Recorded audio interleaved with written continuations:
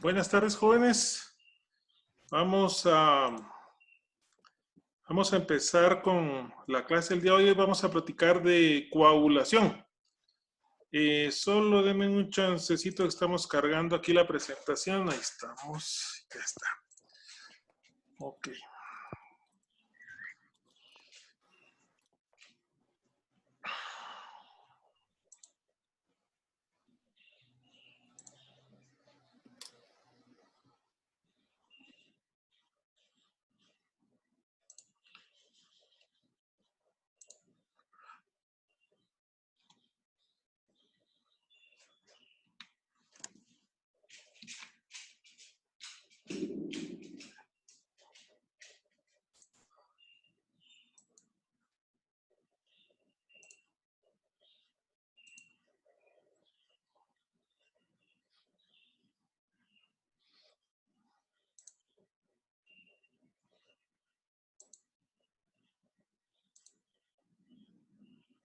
¿Podría, por favor, comentarme si logran ver la pantalla?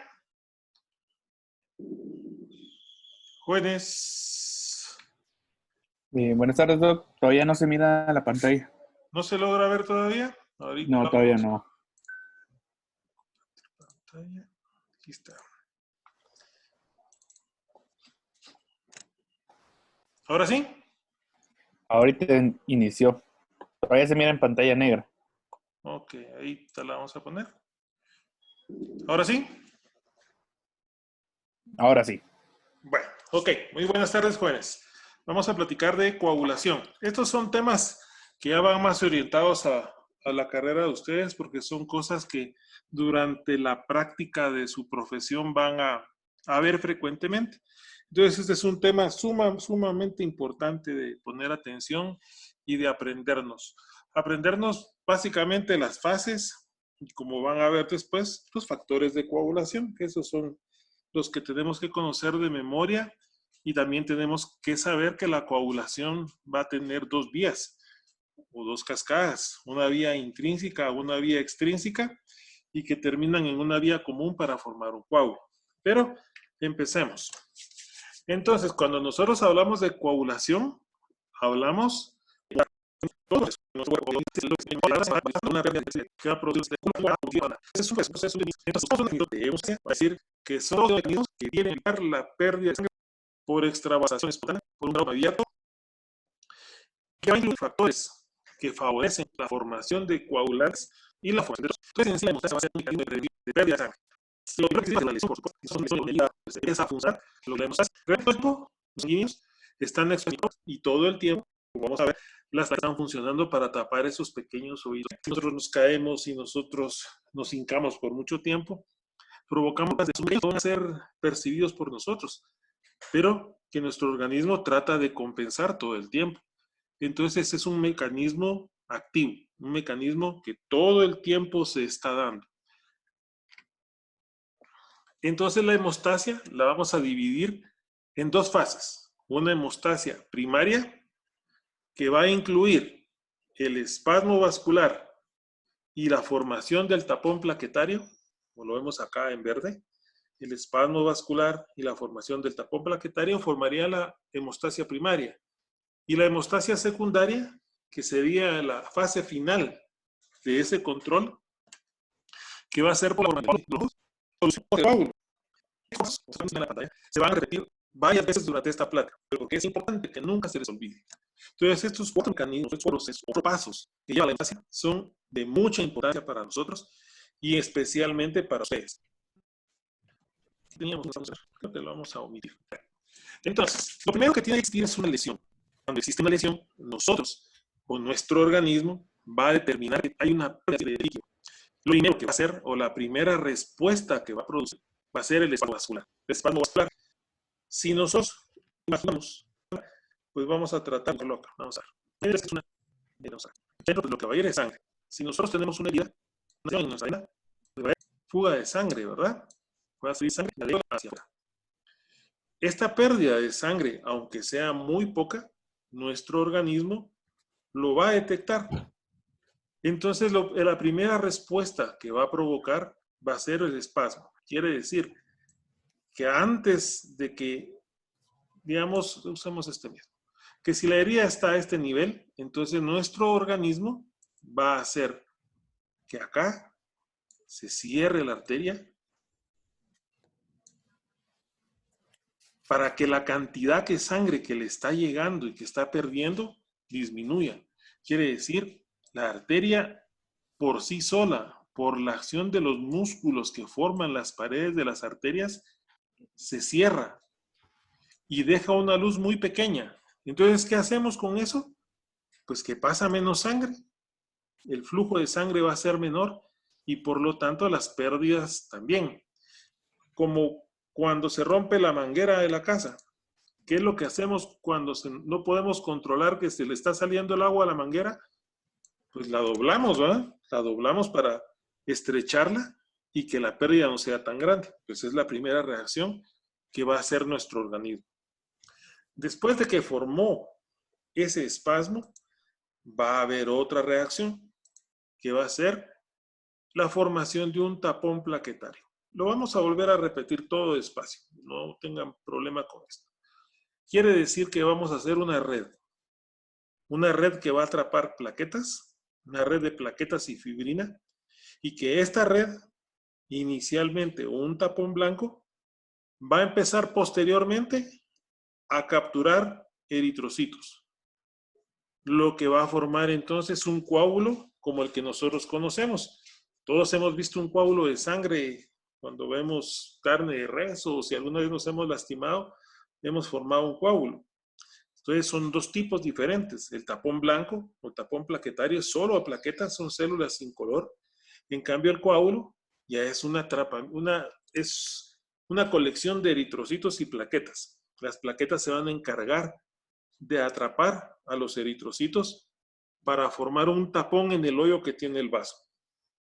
Si alguien tiene duda, si quiere hacer una pregunta, pueden hablar. No hay ningún problema, por favor. Durante la presentación me pueden preguntar y vamos a tratar de explicar. Entonces, primer paso, lesión de vaso. Tenemos pérdida de hematíes. Nuestro organismo lo detecta.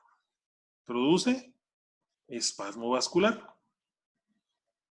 Cierra la luz de la arteria para disminuir la pérdida de sangre.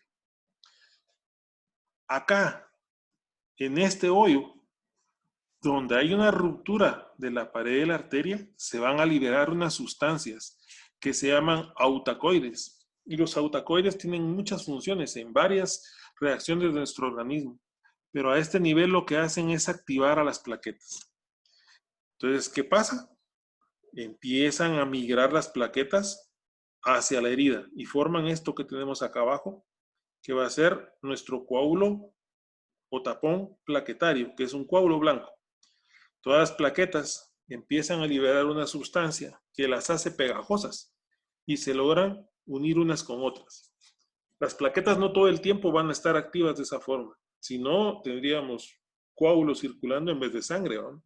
Solamente se activan cuando los tromboxanos, leucotrienos, se liberan y las activan. Pero eso se produce solamente cuando se rompe la pared. Entonces formamos un tapón de plaquetas. Ese tapón de plaquetas y fibrina va a dar como resultado el atrapamiento de eritrocitos. Entonces ese tapón se va a volver un coágulo rojo, un tapón de fibrina, plaquetas y eritrocitos. Ahora, cada uno de estos procesos tiene una razón o tiene una explicación de qué es lo que sucede.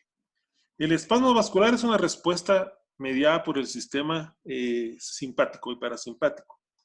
Si ustedes se recuerdan, el sistema simpático, ¿qué producía? Espasmo, se hacía fuerte y hacía rápido, ¿verdad? Y el parasimpático dilata. Entonces, si hay un sangrado, lo que produce el espasmo vascular va a ser nuestro sistema nervioso simpático. Pero alguien tuvo que dar esa orden. Todo se maneja a nivel central, en lo que va a ser el bulbo raquídeo. Cuando se rompe la vena o arteria, como vemos en esta imagen, vamos a liberar a estas sustancias. Al tromboxano A2, a las prostaglandinas E1, y estos se llaman factores autacoides. Estos se liberan cuando se rompe la pared y son los que dan inicio a la formación de ese trombo de plaquetas. Estas activan a nuestras plaquetas y las hacen actuar y que lleguen a tapar el hoyo. Entonces el espasmo vascular es un estrechamiento súbito, como dice acá, no tarda mucho tiempo y que tiene como función disminuir el flujo de sangre que le pasa a la arteria o a la vena que se está rompiendo. Autocoide. Dice que es una palabra que proviene del griego autos, que significa por sí mismo, y cos, que significa remedio. Quiere decir, se autocura o se autoalivia. Entonces los autocoides son sustancias que nos ayudan a autorrepararnos, digámoslo de esa forma, o a autoaliviarnos. Estas sustancias tienen muchas funciones y pueden ser de diferentes tipos. Pueden tener diferentes estructuras químicas y no necesariamente ser parecidos unos con otros. Se clasifican como autocoides por su función, ¿sí? Estas autocoides al final van a tener una acción o van a tener una función parecida a lo que son las hormonas. Una hormona es una sustancia producida por una célula que ayuda a mejorar el funcionamiento de otra. Los autocoides son sustancias que producimos para autoaliviar un problema o autocontrolar un proceso. Por ejemplo, ¿en dónde los podemos encontrar? En la inflamación. Ustedes saben que la inflamación tiene varios signos. Cuando hablamos de inflamación, dice que produce calor porque se pone caliente el área de la inflamación, rubor porque se pone rojo, tumor porque se hincha, dolor y un factor intrínseco que es el que se encarga de controlar a estos. Esta reacción inflamatoria es muy similar a lo que pasa en nuestro organismo cuando hay sangrado. Incluso ahorita que está de moda hablando de COVID-19, este proceso mediado por los autocoides es el que nuestro organismo exagera cuando entra en contacto con el COVID-19. Nosotros producimos una respuesta exagerada al ataque de un virus. ¿Y qué es lo que producimos? Calor, dolor, rubor, edema de los bronquios y por lo tanto producen necrosis de los alveolos. Entonces los autocoides pueden ser beneficiosos, pero si no se controlan de forma adecuada o se autocontrolan, pueden ser en algún momento dañinos. ¿Qué otras funciones tienen los autocoides aparte del proceso inflamatorio? Pues tienen que ver en nuestro sistema inmunológico, tienen que ver en nuestra respuesta a alérgenos o a sustancias externas que nos puedan poner en riesgo. Entonces, cuando nosotros tenemos alergia a algo o nos pica un animalito, un zancudo, por ejemplo, ¿qué es lo que sucede? El zancudo no nos produjo la roncha, ni el zancudo hace que exista dolor o que pique. Lo que provoca la ronchita, lo que provoca el color del piquete, el dolor y la picazón, es nuestro propio cuerpo, es la respuesta inmune que nosotros generamos, ¿sí? Entonces, estos autocoides, en lo que es la coagulación, van a tener diferentes funciones. Una de ellas es estimular a las plaquetas, como mencionamos. Los autocoides los vamos a clasificar en tres grupos: en aminas, lipídicos y en péptidos o péptidos. Las aminas vamos a incluir a la histamina, la serotonina y a los alcaloides. La histamina, esta se libera cuando nosotros tenemos una respuesta alérgica. Cuando nosotros estamos expuestos a algún alérgeno, la histamina es la que se libera. Y la respuesta que esta genera es lo que nos pasa en nuestro organismo. Si nosotros tenemos un problema que se llama ser atópico, liberamos una exageración de histamina. Entonces, ante una alergia, se les hinchan los ojos, se les hincha la boca, se les hincha la lengua y hasta puede provocar problemas para respirar. pero es porque somos demasiado exagerados en nuestra respuesta. Es como que si yo le dijera, hay un ratón y mandamos un tanque para matarlo. Nuestra respuesta fue exagerada. Entonces, por eso, ¿qué usamos cuando hay una alergia? Un antihistamínico, porque bajamos los niveles de histamina. Pero esta tuvo una función, responder a un ataque. Entonces, las aminas. Entre los lipídicos tenemos a las prostaglandinas, a los leucotrienos y al tromboxano A2. Importante este grupo, ¿verdad? Porque son los que mencionamos que se iban a liberar durante el proceso de hemostasia.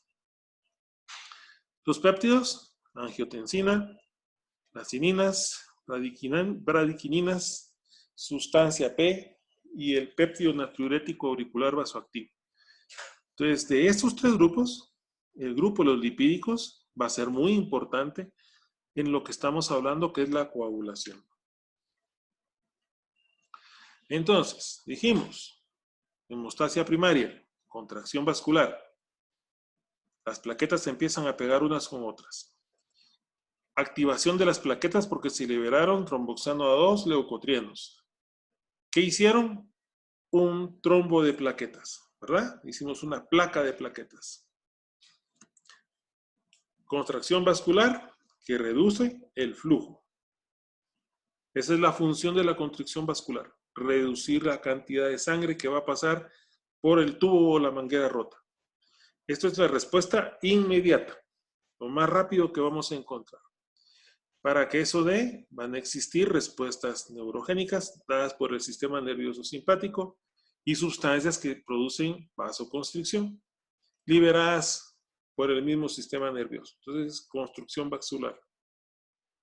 Dijimos que se liberaban tromboxanos, aicininas, vamos a liberar serotonina, histamina también, y todo esto hace que después de la contracción del vaso produzcamos un tapón, ¿verdad? Bueno, ahora, esto es más que todo solo como una referencia. La constricción vascular va a estar mediada por la liberación del tromboxano A2. Las plaquetas van a liberar tromboxano A2. Estas plaquetas que liberan el tromboxano A2 son las que se van a unir unas con otras. Entonces, ¿qué hace que una plaqueta se pegue con otra y forme un coágulo? El tromboxano A2. Dependiendo de la forma de la herida que tengamos, también va a ser el sangrado. Cuando tenemos un corte nítido como el que se hace con un bisturí o con un cuchillo afilado, pues el sangrado va a ser mucho mayor porque el corte o la sección de un vaso va a ser casi perfecta. Cuando es por un machucón o aplastamiento, pues es como cuando uno machuca la manguera de la casa con el carro y lo que va a tener es fuga. Fugas pequeñitas, pequeños hoyitos por donde sale agua o sale sangre en este caso, pero no en un flujo continuo, como que si el corte fuera completo y fuera nítido en un vaso. Esto no me interesa tanto, esto es solo nada más como una referencia. Las plaquetas, que son, pues en cierta forma, las actrices principales de esta historia, pues van a ser importantes en el control de estas hemorragias, ya sea de origen traumático o no traumático, porque podemos tener sangrados por muchas causas, incluso sin existir un trauma. Si tenemos deficiencia de factores de coagulación, podemos sangrar y las plaquetas son las encargadas de tratar de controlarlo. Una plaqueta, entonces, es un disco redondo de forma ovalada que mide de 1 a 4 micrómetros. Estas plaquetas se producen en la médula ósea y la producen unas células que se llaman megacariocitos. Normalmente nosotros tenemos un volumen de 150,000 a 300,000 plaquetas por microlitro. Ese es el volumen normal. De 150,000 a 300,000 plaquetas por microlitro. Ese es el volumen normal de una plaqueta. Las plaquetas no tienen núcleo. Por lo tanto, debemos crearlas frecuentemente. Si las plaquetas no tienen un núcleo, no pueden multiplicarse. ¿Cuál es la razón? No tienen ADN, ¿verdad? Porque si una célula no tiene núcleo, Tampoco tiene nucleolo, y en el nucleolo almacenamos el ADN. Entonces no tiene la capacidad de replicarse. Entonces las plaquetas deben ser producidas constantemente. Una plaqueta vive de 7 a 14 días. Aquí tenemos dos valores distintos, de 8 a 12 y de 7 a 14. Nos vamos a quedar con 7 a 14. Entonces una plaqueta, después de ser producida por los megacariocitos en la médula ósea, sobrevive de 7 a 14 días. Como no tiene núcleo y no se puede multiplicar, se destruye. ¿Sí? ¿Y quién destruye las plaquetas? Unas células que se llaman macrófagos y que las encontramos en un órgano que se llama vaso. Entonces, las plaquetas se producen en la médula ósea por los megacariocitos. Tenemos de 150.000 a 300.000 plaquetas. Tienen una vida media de 7 a 14 días. Cuando ya cumplieron su vida de los 14 días, son eliminadas por los macrófagos en el vaso. Y volvemos a producir nuevas plaquetas. Entonces las plaquetas deben estar produciéndose todo el tiempo, ¿sí? Son importantísimas en nuestra hemostasia. Entonces también son parte de la homeostasia, que es diferente a hemostasia, ¿verdad? Homeostasia es el equilibrio para mantener el equilibrio de un organismo o el equilibrio de un sistema, que todo funcione bien.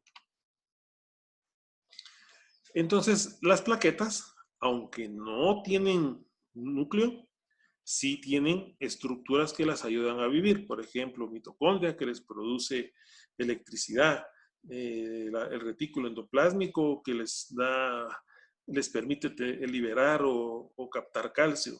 Tienen un aparato de Golgi. Entonces, estas, aunque no se multiplican, sí tienen otros organelos, sí sería el nombre, ¿verdad? Organelos que les permiten vivir. ¿Sí?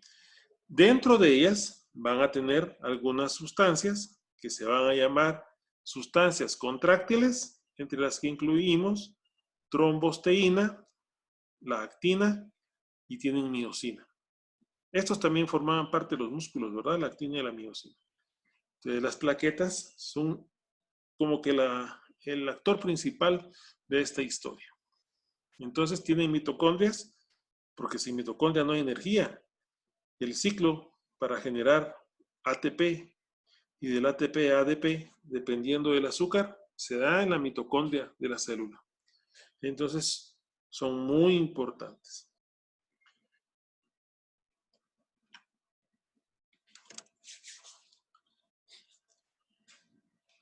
Si las plaquetas todo el tiempo estuvieran activas, si todo el tiempo las plaquetas estuvieran pegajosas, nuestra sangre sería espesa y sería como un atol, ¿verdad? No circularía tan fácilmente porque estarían todas las plaquetas pegajosas. Entonces tiene que haber algo que impide que eso se dé. Y la sustancia que evita que la membrana de las plaquetas esté pegajosa y se peguen unas con otras se llama glicoproteínas. Las glicoproteínas y los fosfolípidos evitan que las plaquetas se adhieran unas con otras.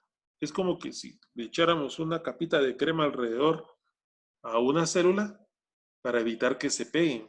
Entonces, ¿quién evita que se peguen? Las glicoproteínas y los fosfolípidos. ¿Y quién hace que se adhieran? El tromboxano A2, ¿verdad?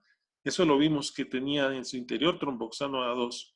Entonces, para que la sangre circule libremente, para que no exista ningún problema, para que no se peguen, entonces necesitamos glicoproteínas y fosfolípidos. Bueno, entonces la hemostasia primaria se quedaba con la formación del trombo plaquetario, ¿verdad? Espasmo vascular y formación del trombo. La hemostasia secundaria empieza a partir de que se formó ese trombo de plaquetas. ¿Y cuál va a ser el objetivo de esta hemostasia secundaria? Formar un coágulo, como lo conocemos, un coágulo rojo, que esté formado no solo de plaquetas de fibrina, sino también de eritrocitos. Y que en algún momento desaparezca y deje el interior de la arteria como que si nada pasó. Esa es la función. Tapamos el hoyo, le ponemos un parche. Pero conforme se va deshaciendo el coágulo, el interior del vaso queda nítido, como que si no hubiera pasado nada. Entonces la coagulación va a ser un equilibrio entre dos sustancias, entre los anticoagulantes y los procoagulantes. No todo el tiempo vamos a estar haciendo que se coagule la sangre del interior de una arteria, solamente cuando existe una lesión. Entonces tiene que haber un equilibrio, una homeostasia entre anticoagulantes y procoagulantes. Hay sustancias que nos ayudan a que no se formen coágulos y hay sustancias que nos ayudan a formar el coágulos. Dígame, Manuel. Manuel levantó la mano.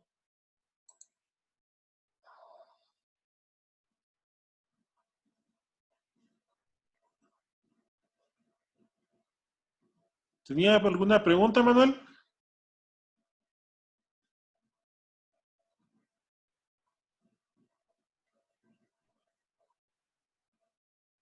Bueno, sigamos. Vamos a adelantar un poquito.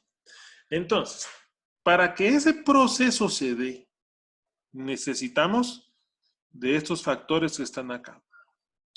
Estos se llaman los factores de coagulación. Importantísimos los factores de coagulación. Y ustedes los deben de saber de memoria todos. Estos se los deben de saber todos de memoria con el número y el nombre. Los factores están descritos en números sucesivos, 1, 2, 3, 4, 5, no por el orden en el que aparecen en la cascada de coagulación, sino por el orden en el que fueron descubiertos. Entonces, factor 1, fibrinógeno. Factor 2, protrombina. Factor 3, factor tisular. Factor 4, calcio. Factor 5, proacelerina o factor lábil. Factor 6, no existe. Por alguna razón lo habían puesto inicialmente, pero se dieron cuenta que no participaba en nada, entonces no existe. Aunque no exista, debemos saber que así lo tenemos que nombrar. Factor 7, proconvertina o factor estable. Factor 8, factor antihemofílico A o factor de von Willebrand. Este es el factor 8. Entonces, es el que le hace falta al paciente hemofílico. Factor 8. Factor 9, factor Christmas o antihemofílico B.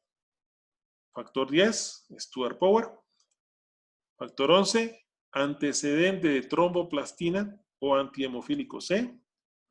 Factor 12, factor de Hagemann. Factor 13, factor estabilizador de la fibrina o del aliloran.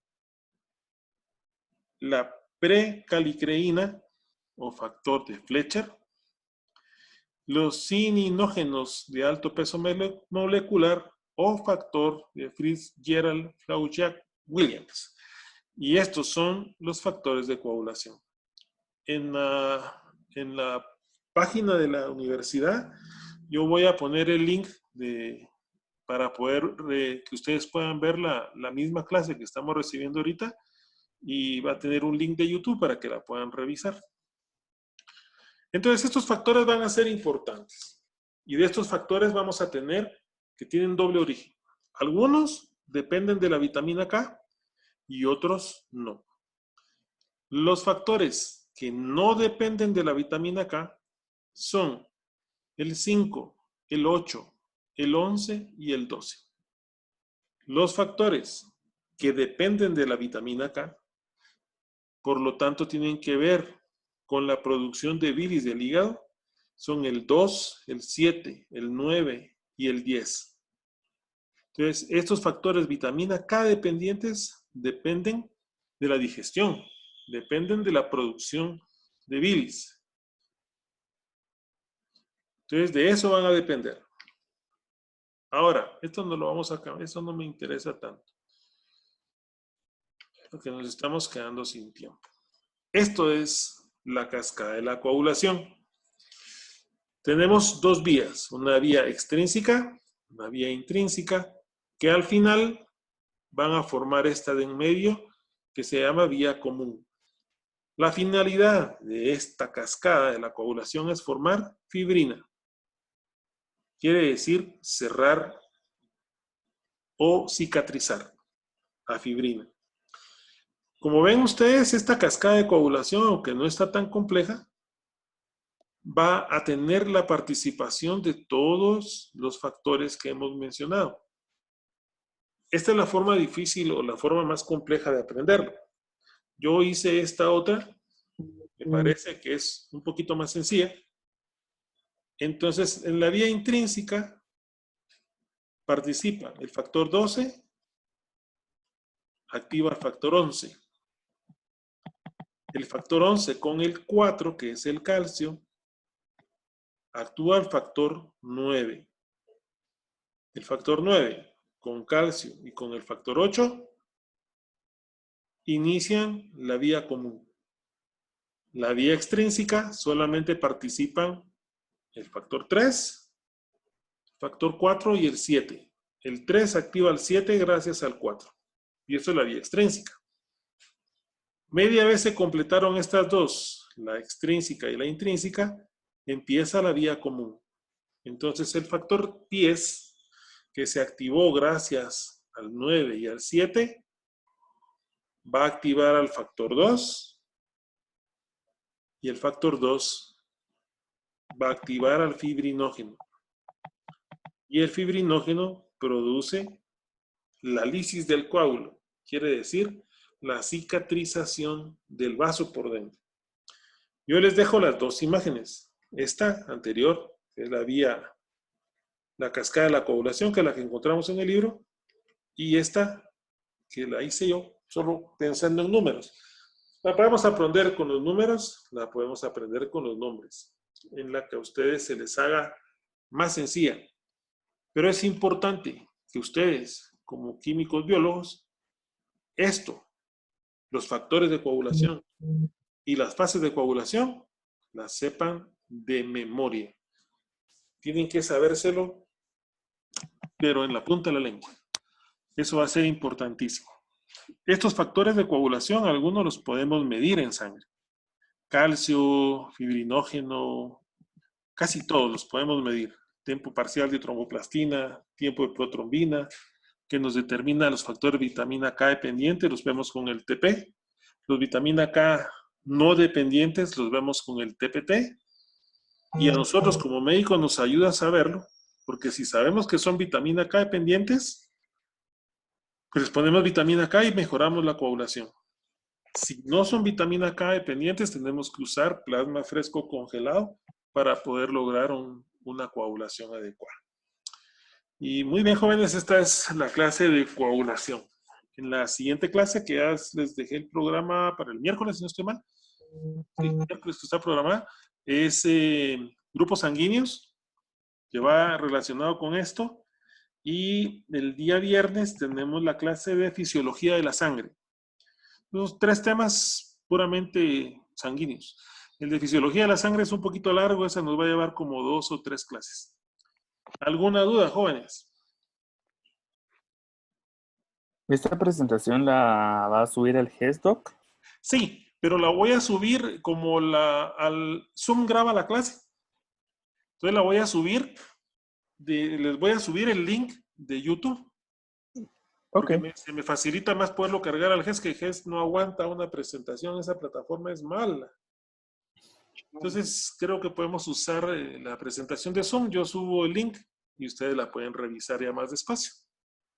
muchas gracias, Doc. ¿Alguien Doctor, más? perdone, ¿y las presentaciones anteriores también? ¿De la clase anterior? ¿Sí? Yo creo que la subí, ¿o no? Si no, se las voy a subir junto con esta. ¿Está bien? Por favor, doctor, gracias. Ok. Bueno, espero que les haya gustado la clase. Si tienen alguna duda, pues no tengan pena en preguntarme. Pueden escribirme, yo estoy para ayudarlos. Y pues nos platicamos el miércoles de nuevo. ¿Ok? Muchas Buenas gracias, tardes. doctor. Gracias, doctor. Feliz tarde.